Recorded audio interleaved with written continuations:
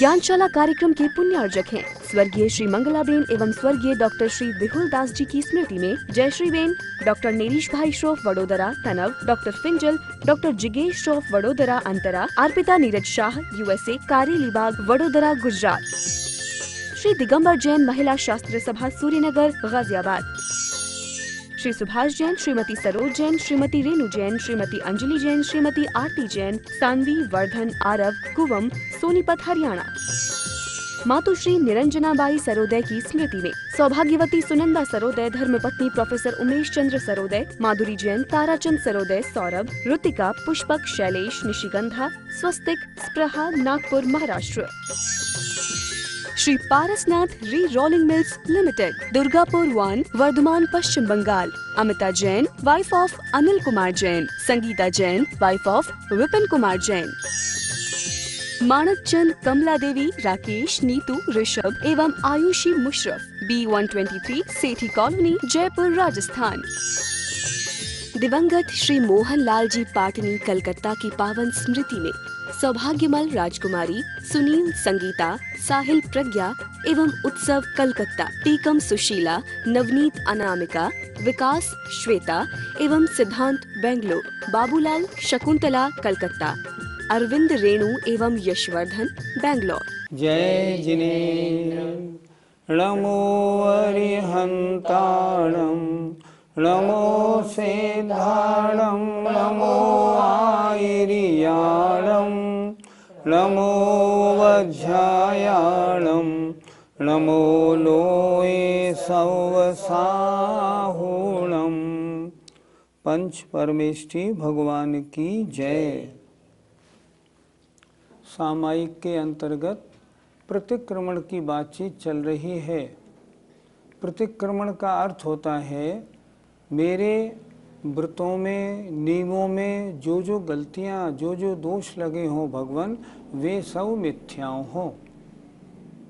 आइए आज देखना है हमको श्लोक नंबर 7 पृष्ठ 8। विनिंदनालोचन गर्हणैरहं मनोवचकाय कषाय निर्मितं निहन्मि पापं भवदुःखकारणं भिषग्विषं मंत्रगुणैरिवाखिलम्। विनिंदना अर्थात निंदा के द्वारा, आलोचन आलोचना के द्वारा, और गर्हणई और गर्हा के द्वारा, गर्हा से। अहम माने मैं, मन, वचन, काय और कषाय के द्वारा किए गए, निर्मितम इनके द्वारा संपन्न, पापम पापों को, निहन्मी नष्ट करता हूँ। ये पाप कैसे हैं? भव दुख कारणम, संसार दुख के कारण हैं। भगवान मुझसे पाप होते रहते हैं। इन पापों को नष्ट करने के लिए मैं क्या करता हूँ? पहले मैं अपनी निंदा करता हूँ, आलोचना करता हूँ और गर्हा करता हूँ। पाप कैसे होते हैं? मन वचन काय के द्वारा और कषायों के द्वारा होते हैं। तो हे भगवान, मैं मन वचन काय और कषाय के द्वारा किए गए संसार दुख के कारण पापों को निंदा के द्वारा, आलोचना के द्वारा और गर्हा के द्वारा मैं निहन्मी नष्ट करता हूँ।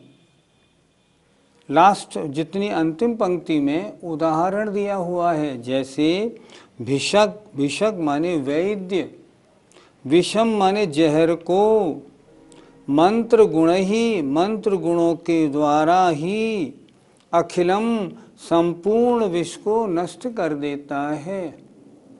किसी को जहर चढ़ जाए तो दवाई की बात अलग है, अगर कोई मंत्र सुनाए उससे भी जहर उतर जाता है। तो जैसे कोई वैद्य मंत्र गुण ही, मंत्र गुणों के द्वारा समस्त विष को नष्ट कर देता है, उसी तरह में निंदा, आलोचना और गर्ह के द्वारा मन वचन काय कषाय से किए गए संसार के दुखों के कारण पापों को निहमनी नष्ट करता हूँ। भगवान, पाप बराबर होते हैं। पापों को नष्ट करने के लिए मेरे पास एक ही तरीका है, तो मैं इस तरह अपनी निंदा, आलोचना, गर्ह के द्वारा उनको नष्ट करता हूँ। पंडित जी, इस श्लोक में 3 शब्द आए, निंदा, गर्ह और आलोचना। इन तीनों शब्दों से हमें क्या समझना चाहिए? निंदा का मतलब होता है मैंने ये कार्य क्यों किया, अरे नहीं करता तो क्या बिगड़ जाता, करना ही नहीं चाहिए था, ये निंदा हुई। दूसरी आलोचना, मुझसे आज गलती हो गई, मैंने ऐसा कर दिया, ऐसा बोल दिया, ऐसा लिख दिया, ऐसा पढ़ दिया, इसे कहते हैं आलोचना। और गर्ह कहते हैं गुरु के पास जाके जो गलती हुई हो उसको निष्कपट भाव से ज्यों के त्यों कह देना और उनसे निवेदन करना, भगवान ये मुझसे दोष हुआ है, मुझे प्रायश्चित दीजिए ताकि ये मेरा दोष शुद्ध हो जाए। तीनों चीज़ें अलग अलग हैं, निंदा, आलोचना और गर्ह। हमारे जीवन में इन तीनों के प्रसंग आते रहते हैं। फिर एक बार देखें, निंदा, मैंने यह कार्य किया क्यों, और नहीं करता तो क्या बिगड़ जाता, अच्छा नहीं किया मैंने। आलोचना में मुझसे वास्तव में आज तो गलती हो गई। और गर्ह माने गुरु के पास जाकर अपना दोष कहना, अपनी बात बताना और उनसे प्रायश्चित्त का निवेदन करना। इन 3 कार्यों से ये प्रतिक्रमण या पाप नष्ट होते हैं। पंडित जी, इन 3 के द्वारा पाप कैसे नष्ट होते हैं? हम कोई गलत कार्य करते हैं, उससे पाप कर्म का बंध होता है।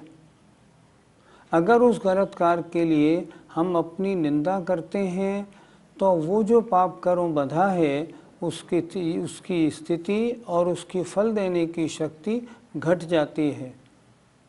अगर हम उसकी आलोचना और करें तो और घट जाती है। और अगर हम गुरु के पास जाके उनसे अपना सारा दोष सुनाएं और उनसे प्रायश्चित्त ग्रहण कर लें, तब हमारा दोष लगभग समाप्त हो जाता है। दोष सभी को लगते हैं और दोषों को दूर करने का यही तरीका आचार्यों ने बताया है, जो दिखता भी बिल्कुल ठीक है। किसी के साथ हमारी कोई गड़बड़ हो जाए, कुछ कहा सुनी हो जाए, उल्टा सीधा लेन देन हो जाए मान लो, और अगर हम उससे तुरंत क्षमा याचना कर लेते हैं तो बात वहीं रफे दफे हो जाती है, कालिख जम नहीं पाती दिल में। इसलिए अगर कोई गलती हुई है, पहले स्वयं की अपनी गलती को तो पहचाने। सबसे बड़ी बात तो ये है कि पहले निंदा करें कि ये काम तुमने गलत किया है, आइंदा नहीं करना, ऐसा क्यों करना, और फिर और आगे बढ़ जाए, तब फिर गुरु के पास जाके निवेदन करके उसका प्रायश्चित्त लेने से वो पाप शांत हो जाता है। पापों को नष्ट करने का यही तरीका है। पंडित जी, क्या मंत्र के द्वारा जहर उतर जाता है? क्यों नहीं उतर जाता। हमने विषापहार स्तोत्र तो पढ़ा होगा, सेठ धनंजय का। उनके बेटे को सांप ने काट खाया था, उन्होंने भगवान का स्तवन किया और वो जहर उतर गया। क्यों नहीं उतरता। ये बात तो चलो पुरानी हो गई, हम नई बात बताएं। आगरे के पास भरतपुर एक स्थान राजस्थान में है।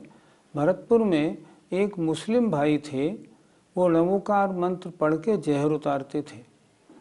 और उनका काम ये था कि अगर किसी को जहर हो जाए, बिच्छू काट जाए या सांप काट जाए, तो उनको टेलीफोन लगाओ और टेलीफोन का चोंगा जिसको जहर लगा है उसके कान में लगा दो। वो वहीं से मंत्र पढ़ते थे और यहाँ विद इन मिनट्स उनका जहर उतर जाता था। वो सज्जन आज तो नहीं है, उनका स्वर्गवास हो गया। मुझे ये बात कैसे मालूम पड़ी, उनका जब स्वर्गवास हुआ तब उनका पूरा समाचार अमर उजाला अखबार में आगरे में आया था और उसमें सारी बात लिखी हुई थी कि ये जहर उतारने की प्रक्रिया कैसे करते थे। गौरव की बात यह है, थे मुसलमान लेकिन णमोकार मंत्र के द्वारा जहर उतारते थे। उन्हें इतनी श्रद्धा थी णमोकार मंत्र पे, और वो कहते भी थे कि वास्तव में इस मंत्र का कोई मुकाबला नहीं, और उसको बस वहाँ से फ़ोन पे सुनाते थे और यहाँ जहर उतर जाता था। तो जिस तरह मंत्र सुनाने से जहर उतर जाता है, उसी तरह कोई गलत कार्य बन गया हो और वो गलत कार्य कैसे दूर हो, अपनी निंदा करो, आलोचना करो और गर्हा करो। गुरु के सामने निश्चल, छुपाना नहीं। दोष जैसे हुआ है कम ज़्यादा पूरा का पूरा सुना देना। जब सुनाएंगे ना तो वो दोष और उसका फल हल्का पड़ जाएगा।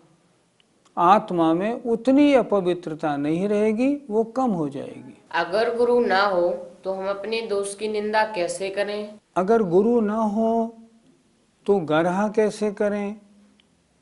गर्हा करने का तरीका है, रत्नकरण रक्षावकाचार्य की जो टीका पंडित सदासुखदास जी ने लिखी है, उसमें उन्होंने लिखा है, जहाँ ये प्रसंग आया है कि यदि अपने दोष छोटे हैं तो भगवान के सामने अपने दोष को निवेदन करें। भगवान, आज मुझसे ऐसे ऐसे गलती हुई है, मालूम नहीं आज मुझे क्या हुआ जो मैं ये गलती कर बैठा।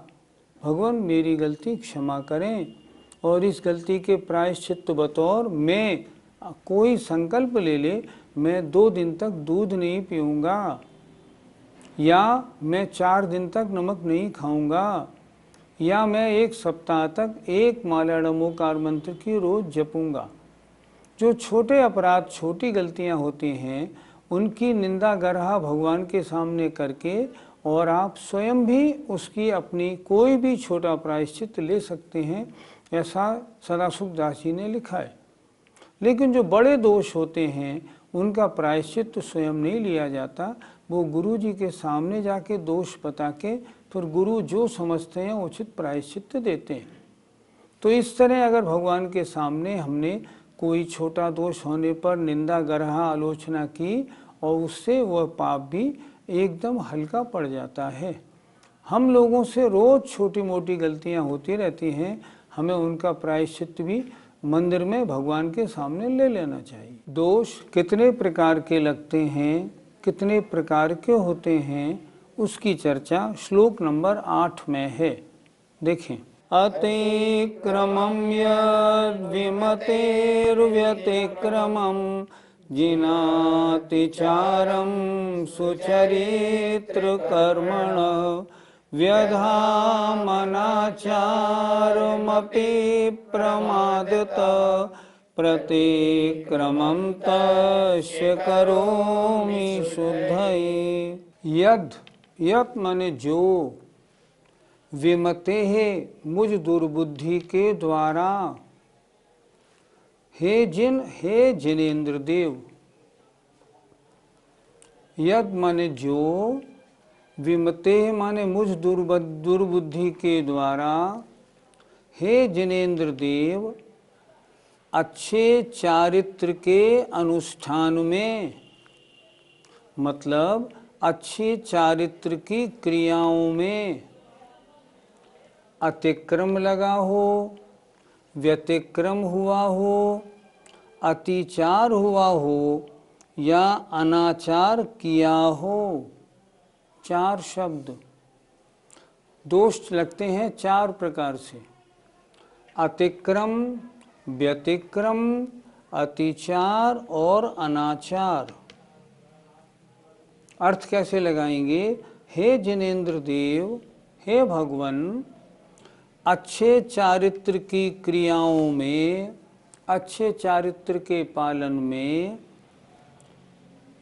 यद माने जो, विमते है मुझ दुर्बुद्धि के द्वारा, मैंने कोई गलती की थी, मेरी बुद्धि खराब हो गई थी भगवान उस समय, तो मुझ दुर्बुद्धि के द्वारा जो अच्छे चारित्र की क्रियाओं में अतिक्रम किया हो, व्यतिक्रम हुआ हो, अतिचार लगा हो और अनाचार किया हो, ये कैसे हो गए? प्रमादतः, प्रमाद के कारण। तो हे भगवान, तस्य, उनकी शुद्धि के लिए मैं प्रतिक्रमण करता हूँ। प्रतिक्रमण का मतलब होता है मेरे दोष मिथ्या हों। 4 प्रकार के दोष मैंने अपने अच्छे चारित्र की क्रियाओं में, मैंने अपने व्रतों में, मैंने अपने नियमों में लगाए हैं भगवान। तो मैं ये क्यों लग गए? ये प्रमाद के कारण लगे। तो मैं उनकी शुद्धि के लिए हे भगवान प्रतिक्रमण करता हूँ।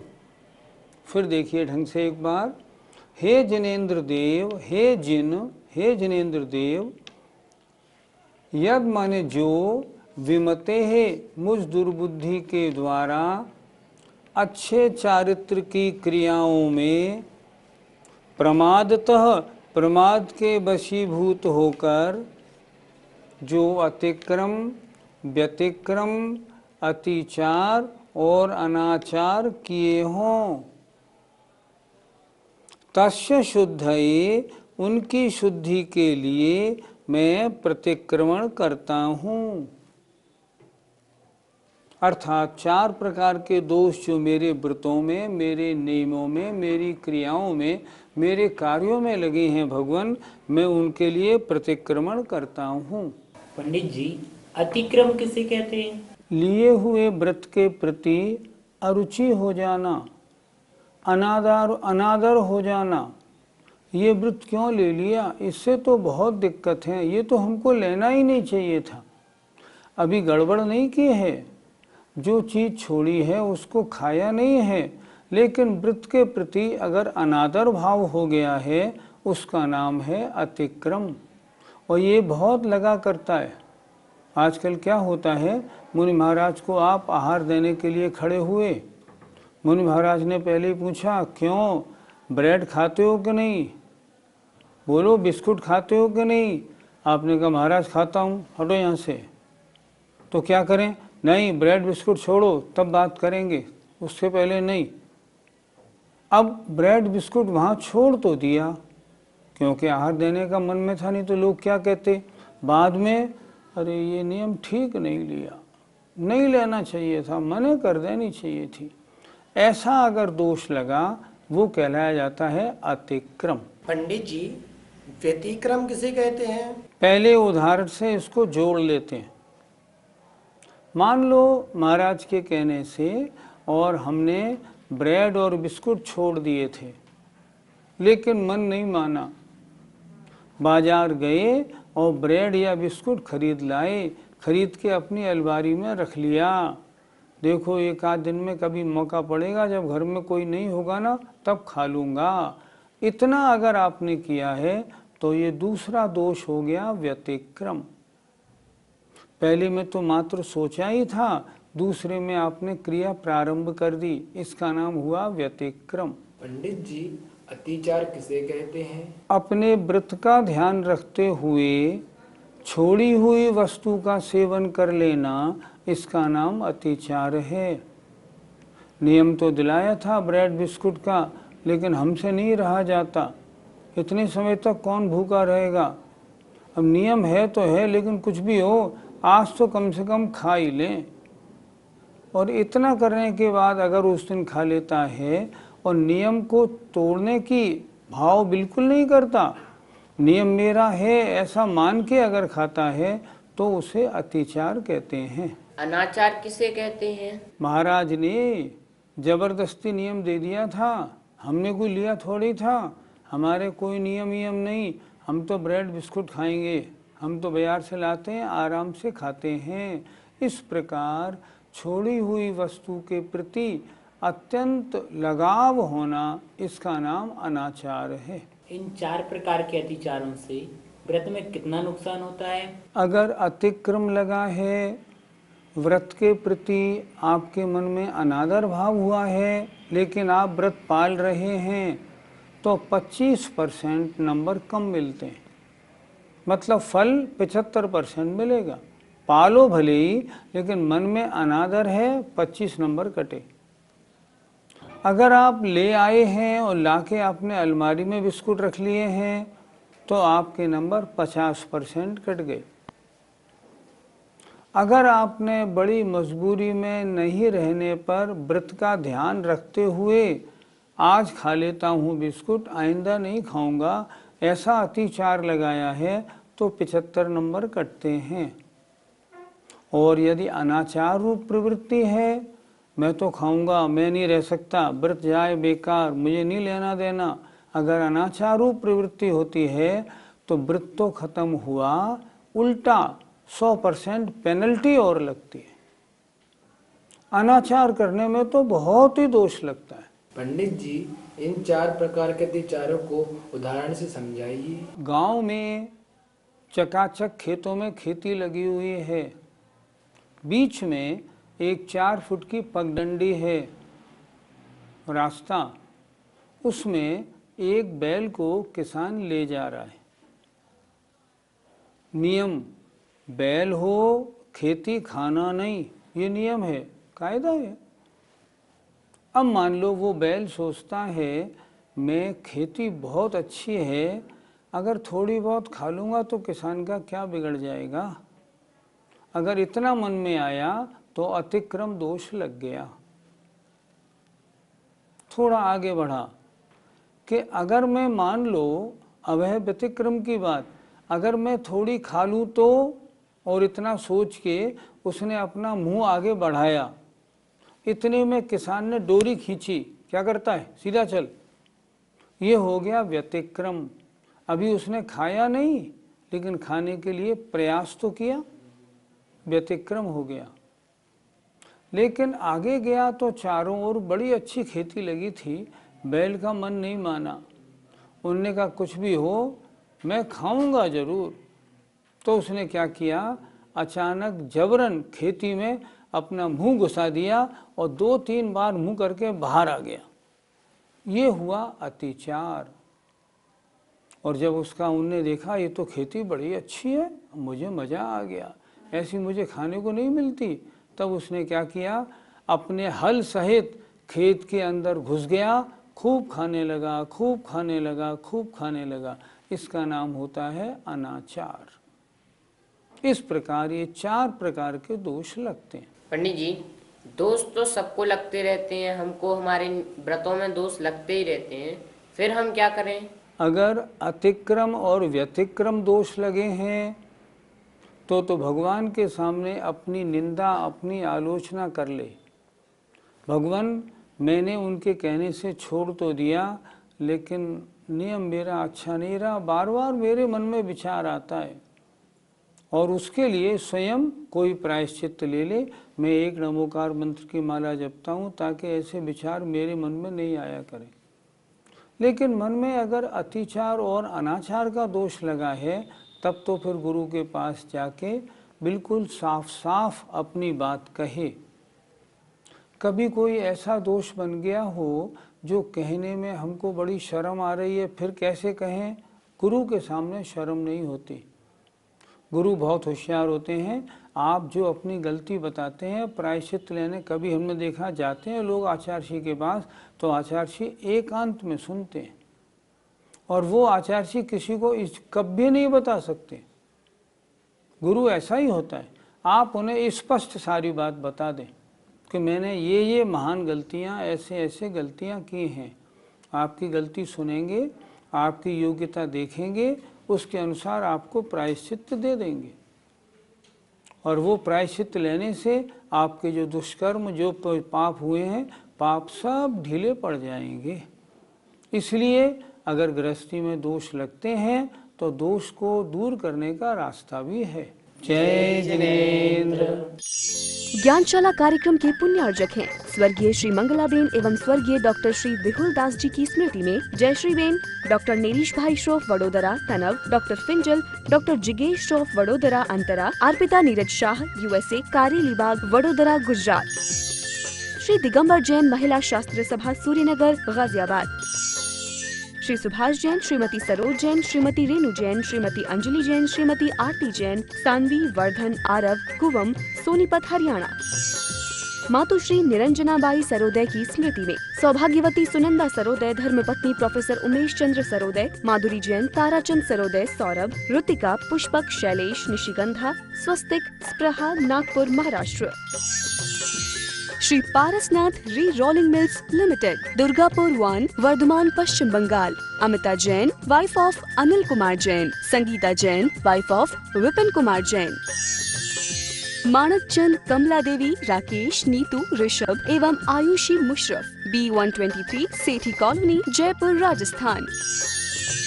दिवंगत श्री मोहन लाल जी पाटनी, कलकत्ता की पावन स्मृति में सौभाग्यमल राजकुमारी, सुनील, संगीता, साहिल, प्रज्ञा एवं उत्सव, कलकत्ता। टीकम, सुशीला, नवनीत, अनामिका, विकास, श्वेता एवं सिद्धांत, बेंगलोर। बाबूलाल, शकुंतला, कलकत्ता।